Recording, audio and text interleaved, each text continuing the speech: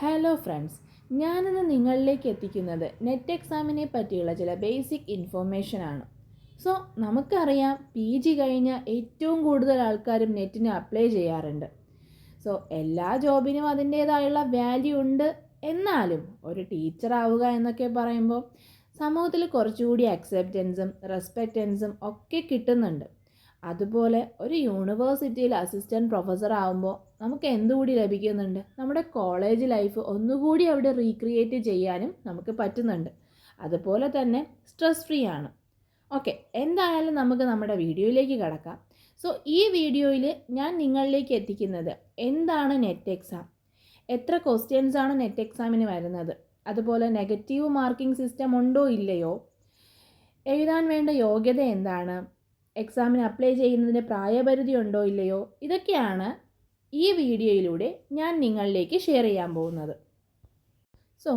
National eligibility test assistant professor അല്ലെങ്കിൽ JRF അഥവാ junior research fellowship യോഗ്യത നേടുന്നതിനായി NTA അല്ലെങ്കിൽ നാഷണൽ ടെസ്റ്റിംഗ് ഏജൻസി നടത്തുന്ന ഒരു എക്സാമാണ് നെറ്റ് എക്സാം എന്ന് പറയുന്നത്.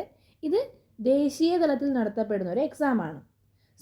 ഫസ്റ്റ് വൺ UGC നെറ്റ് അഥവാ യൂണിവേഴ്സിറ്റി ഗ്രാൻഡ് കമ്മീഷൻ നടത്തുന്ന ഒരു എക്സാമാണ് UGC നെറ്റ് എന്ന് പറയുന്നത്. ഇതെന്ന് പറയുമ്പോൾ 80ലധികം സബ്ജക്റ്റുകൾക്ക് ഏകദേശം എല്ലാ സ്ട്രീമിൽ വരുന്ന സബ്ജക്റ്റുകൾക്കുമായി കണ്ടക്ട് ചെയ്യപ്പെടുന്ന ഒരു എക്സാമാണ് UGC നെറ്റ് എന്ന് പറയുന്നത്. Second one is the CSIR net, council four scientific and industrial research ആണ് CSIR നെറ്റ് കണ്ടക്ട് ചെയ്യുന്നത്. അതായത് സയൻസ് റിലേറ്റഡ് സബ്ജക്റ്റുകൾക്ക് മാത്രമാണ് CSIR നെറ്റ് കണ്ടക്ട് ചെയ്യപ്പെടുന്നത്. Maths, physical science, life science and chemical science എന്നീ സ്ട്രീമുകളുമായി ബന്ധപ്പെട്ടാണ് ഈ എക്സാം നടത്തി വരുന്നത്. എല്ലാവർക്കുമുള്ളൊരു സംശയമാണ് PG ചെയ്തുകൊണ്ടിരിക്കുന്നവർക്കും ഈ എക്സാം എഴുതാൻ കഴിയുമോ എന്നുള്ളത്. PG ചെയ്തുകൊണ്ടിരിക്കുന്നവരും ഈ ഒരു എക്സാം എഴുതുന്നുണ്ട്. അങ്ങനെയുള്ളവർക്ക് ഈ ഒരു എക്സാം എഴുതുകയും അവരുടെ PG കാലഘട്ടത്തിൽ തന്നെ ഇവർ ഈ എക്സാം ക്വാളിഫൈ ചെയ്യുകയുമാണെങ്കിൽ 2 വർഷത്തിനുള്ളിൽ അവർ PG കംപ്ലീറ്റ് ചെയ്യണം. അതുപോലെ തന്നെ ജസ്റ്റ് PG പാസ്സായി എന്ന് വച്ചിട്ട് നിങ്ങൾക്ക് നെറ്റിന് അപ്ലൈ ചെയ്യാൻ പറ്റത്തില്ല. SC ST OBC അതായത് റിസർവ്ഡ് കാറ്റഗറിയിൽ വരുന്ന ഒരാളാണെന്നുണ്ടെങ്കിൽ 55% മാർക്കോടുകൂടി PG പാസ്സായിരിക്കണം. ജനറൽ കാറ്റഗറിയിലാണെന്നുണ്ടെങ്കിൽ 50% മാർക്കോടുകൂടി PG പാസ്സായിരിക്കണം. അതുപോലെ തന്നെ എല്ലാവർക്കുമുള്ളൊരു സംശയമാണ് എക്സാമിന് അപ്ലൈ ചെയ്യാൻ പ്രായപരിധി ഉണ്ടോ ഇല്ലയോ എന്നുള്ളത്. അതായത് JRF അഥവാ ജൂനിയർ റിസർച്ച് ഫെലോഷിപ്പ് ആഗ്രഹിക്കുന്നവർക്ക് പ്രായപരിധി 30 വയസ്സാണ്.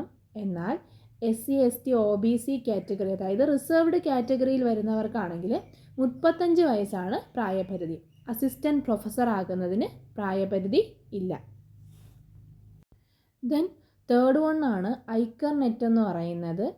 അതായത് അഗ്രികൾച്ചർ ഫീൽഡിലേക്കുള്ള റിസർച്ച് സയൻറ്റിസ്റ്റുകളെ ഫൈൻഡ് ഔട്ട് ചെയ്യുന്നതിനും സ്റ്റേറ്റ് ലെവലിലുള്ള അഗ്രികൾച്ചർ യൂണിവേഴ്സിറ്റിയിലേക്ക് പ്രൊഫസേഴ്സിനെയൊക്കെ ഫൈൻഡ് ഔട്ട് ചെയ്യുന്നതിനും വേണ്ടിയിട്ട് Indian council four agriculture research അതായത് അഗ്രികൾച്ചർ മേഖലയുമായി ബന്ധപ്പെട്ടിട്ട് നടത്തുന്ന ഒരു എക്സാമാണ്. അഗ്രികൾച്ചർ ഫീൽഡിലേക്കുള്ള മാസ്റ്റേഴ്സ് ചെയ്ത ഏതൊരാൾക്കും അപ്ലൈ ചെയ്യാൻ കഴിയുന്നൊരു എക്സാമാണ്. വർഷത്തിൽ ഒരു പ്രാവശ്യമാണ് ഐക്കർ നെറ്റ് കണ്ടക്ട് ചെയ്യപ്പെടുന്നത്.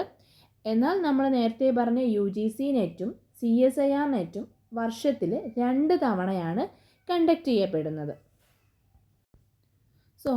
നെറ്റ് എക്സാമിന് 2 പേപ്പറാണ് വരുന്നത് എക്സാമിന്.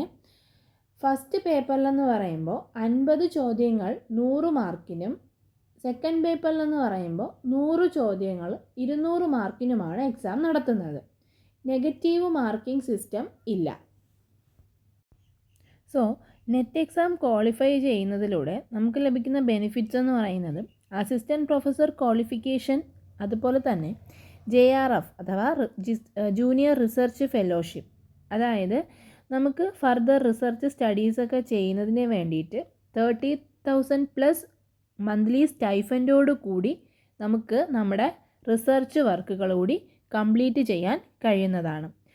ഇതൊക്കെയാണ് നെറ്റ് എക്സാമിനെ പറ്റിയുള്ള ചില ബേസിക് ഇൻഫോർമേഷൻ. ഈ വീഡിയോ നിങ്ങൾക്ക് യൂസ്ഫുള്ളായി തോന്നുന്നെങ്കിൽ നെറ്റ് എക്സാമിന് അപ്ലൈ ചെയ്യാൻ ആഗ്രഹിക്കുന്ന നിങ്ങളുടെ ഫ്രണ്ട്സിന് കൂടി ഈ വീഡിയോ ഒന്ന് ഷെയർ ചെയ്യുക.